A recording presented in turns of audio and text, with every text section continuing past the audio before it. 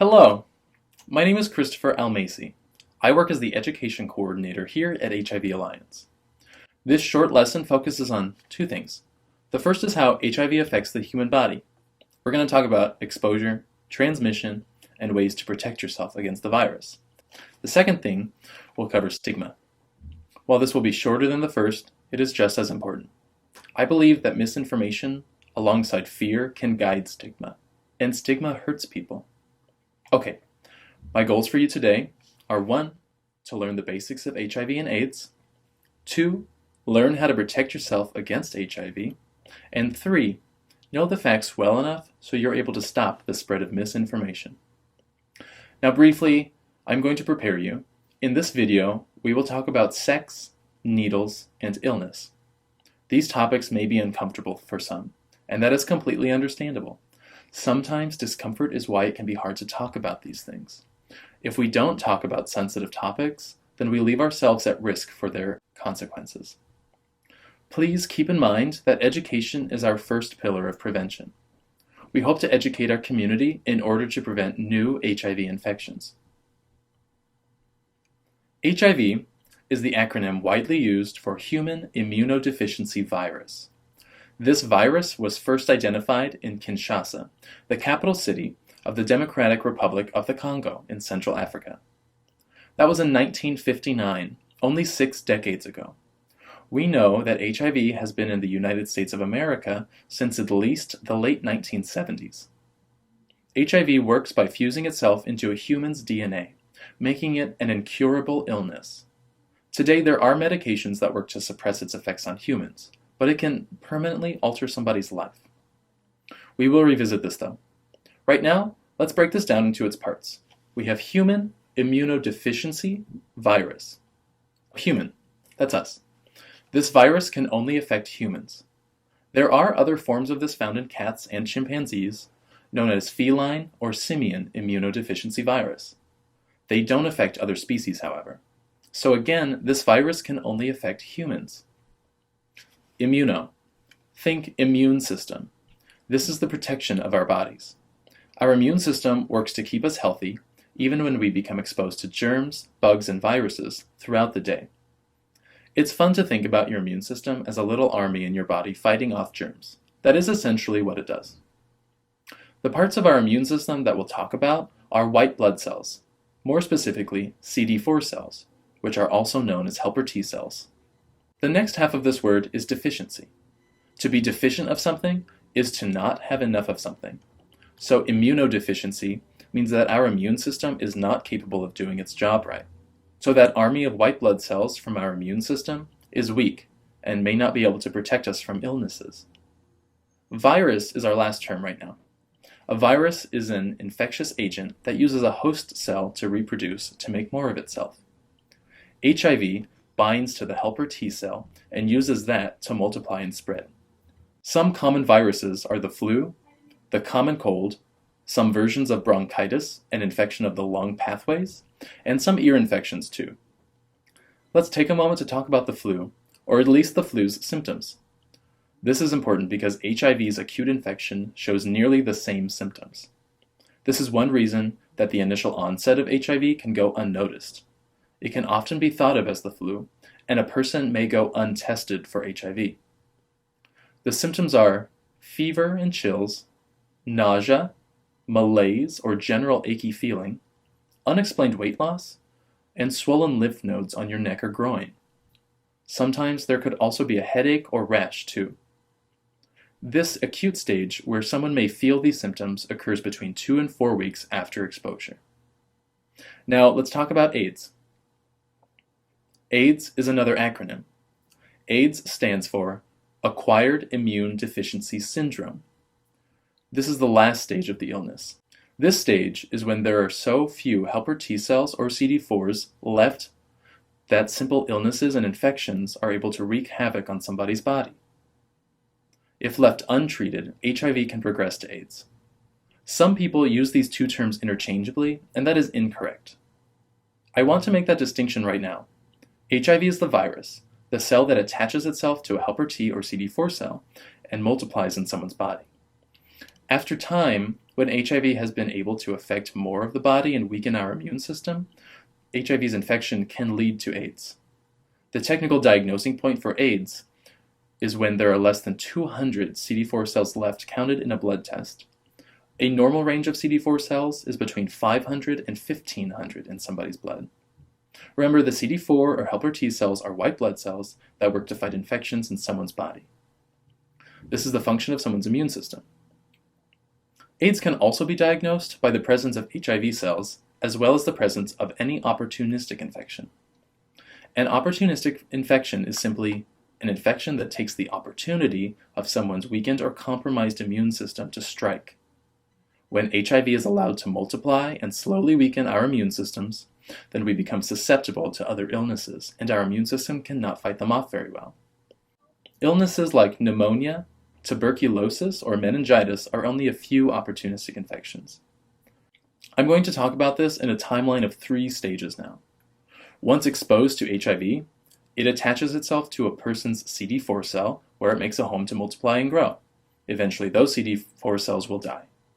Roughly 2 to 4 weeks after exposure, a person infected is likely to feel those flu-like symptoms: fever, chills, aches, tiredness, and more. This first stage, where there are flu-like symptoms, is called the acute infection. After this point, the flu-like symptoms will go away, and the HIV infection goes into a clinical latency period. Clinical latency is just the medical term for a symptomless time. On average, clinical latency can last between 8 and 11 years, where the HIV cell increases in someone's blood and the CD4 cells decrease. As an HIV infection progresses, the number of these CD4 cells drops over time. When that CD4 cell count drops below 200, or that person contracts an opportunistic infection, then they are diagnosed with AIDS. AIDS is the final stage of HIV's effect on somebody's body and life. Okay, now that was the majority of our HIV basics. I'm sure it seemed like a lot of information. And thanks to the magic of technology, you could rewind this video to hear me say it again if you need to. Now I'm going to start to talk about how HIV is transmitted, so let's get going. HIV is an STI, a sexually transmitted infection. It can be found in 6 body fluids, only 6. HIV can be in blood. Remember, HIV works by getting into someone's blood and spreading through the bloodstream. HIV can also be in someone's semen, pre-ejaculate fluid, vaginal fluid, anal fluid, and breast milk. Some of these are sexual fluids, like semen, pre-ejaculate, vaginal, or anal fluids. A person can be exposed to them during sexual encounters. Blood can also be present during sex. It is important to use protection if someone is choosing to engage in sexual behavior. Breast milk can infect an infant or baby if fed to. Their stomach linings are not yet strong enough to protect them from the virus that is present in their parents' breast milk. If an adult ingested any of these fluids, however, their stomachs are strong enough to kill the virus and protect them from exposure. A port of entry is a location on someone's body that if any of these 6 fluids got into, that person could contract HIV. Common ports of entry are veins, the anus, the vagina, open cuts and wounds, or any mucous membrane, such as eyes, nose, mouth, and urethra. Some ports of entry are more effective than others. Infected fluids getting to somebody's veins may be the most effective for transmission. This could likely occur from the sharing of needles. Needle sharing can come from illicit drug use and sharing those syringes. This could also come from unlicensed tattoo artists or piercers who may reuse needles or reuse pools of ink. Somebody could also accidentally be stuck by a needle in a medical setting or from an unknown needle left behind in a public place. Sharing razors and toothbrushes are other possible transmissions of blood-to-blood contact. It is very important to not share any tools that meet blood. Now I'll restate those main points again before moving forward. The 6 infectious body fluids are 1 blood, 2 semen, 3 pre-ejaculate fluid, 4 vaginal fluid, 5 anal fluid, and 6 breast milk. The ports of entry, where if any of those 6 fluids met could infect an individual, are 1 veins, 2 the anus, 3 the vagina, 4 open cuts or wounds, and 5 mucous membranes. In an effort to reduce misguided information, let us take some time to talk about behaviors that do not transmit HIV. You cannot get HIV through kissing someone. While there can be risk of blood-to-blood contact if there is an open sore in both individuals' mouths, the CDC, Center for Disease Control, says that kissing is safe. The same goes for sharing drinks or straws. You cannot get HIV from hugging someone with HIV or shaking their hand. There are no infectious agents on the skin. In addition, the HIV cell dies quickly upon contact with outside air. It does not survive very well without the protection of our human bodies. However, it can survive for multiple days if left in a pool of blood. It is important to clean up all blood spills from cuts or scrapes thoroughly.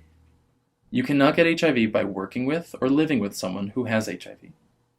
Casual contact and interactions with other people around us does not lead to the transmission of HIV.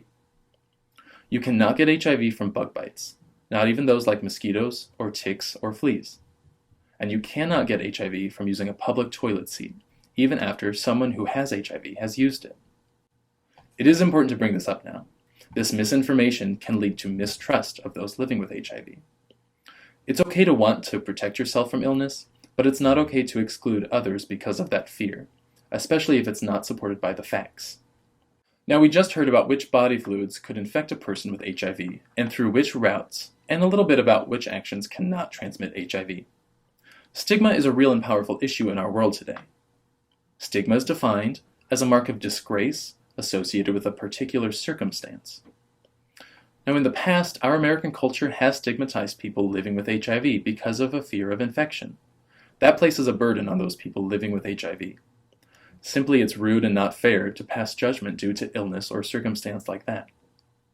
Since the AIDS crisis, a time in the late 1980s and 90s, people living with HIV have had many problems, including keeping their jobs, or leases to their homes, and romantic partners due to stigma and fear. People living with HIV are still people, and people first.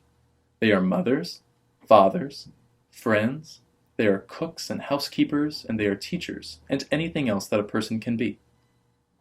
Today, with medication too, people living with HIV are able to suppress their infection, which allows their immune system to become stronger and maintain their own health.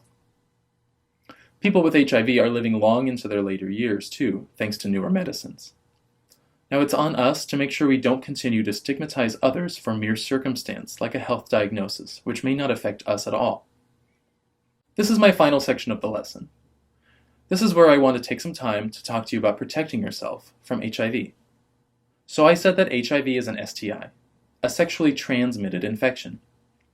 Abstaining from sex and IV drug use is 100% effective not transmitting or acquiring HIV. If you do not participate in an action, then you will not take on the consequences of that action. If someone chooses to be sexually active, though, it's important to be safe and use the right protection. The right protection looks like the use of condoms and the proper lubrication, such as water or silicone-based lubes. The proper condom is latex-free or latex. Skin-based condoms, such as lambskin, may not protect us against all STIs, though. It's not okay to use oil-based lubrication or lotion that has the oil. Oil can destroy condom material and lead to irritation of the skin. Lube helps to reduce the friction and tearing. The Center for Disease Control recommends reducing one's number of sexual partners. They also recommend mutually monogamous partnership alongside testing to make sure that someone and their partner do not have an STI or HIV specifically. Testing can be done free and confidentially at HIV Alliance. And we can test for more than just HIV. Testing can take as little as 1 single minute to know your own status. The Oregon Health Authority says that everybody has an HIV status and that it's important to know yours, whether it's negative or positive.